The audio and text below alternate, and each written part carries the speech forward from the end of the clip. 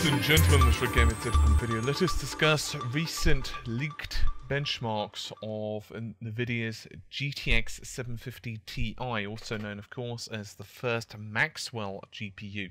Now, I've done this as an article as well, in which I've included not only this benchmark that's been leaked, but also links to some other ones, as well as some other bits of news that are relevant to Maxwell. I was going to include these as images inside this video, but I decided against it simply because of, well, it's a bit dicey, considering we're dealing with what is effectively leaked benchmarks posted from someone, and I'm not sure what their NDA status is and stuff like that. So instead, we're just going to talk a little bit about the findings.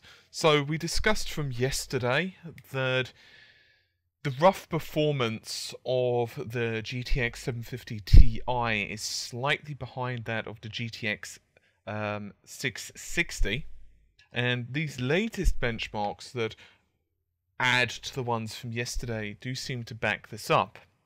So these latest benchmarks are pretty much a combination of multiple benchmarks, and all they've done is take like the average, and all these games are running in 1920 by 1080p, 4x AA and 16x AF. And we don't have the numbers for each of the titles, but we do have games like Metro, The Last Light, Far Cry, Crysis, and so on.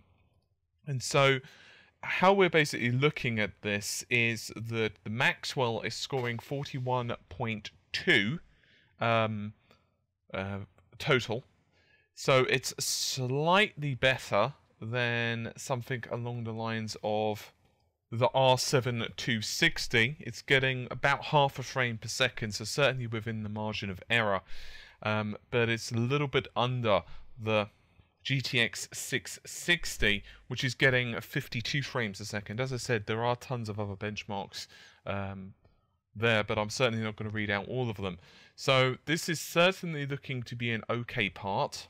Now, obviously, certain games are definitely pushing this average up. For example, it certainly didn't get that type of frame rate in something along the lines of, let's go with Battlefield 4.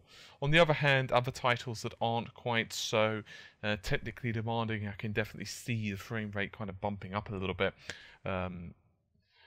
So yeah, obviously we still don't have any word on an official manufacturing process, but it seems like it's going to be 28 nm.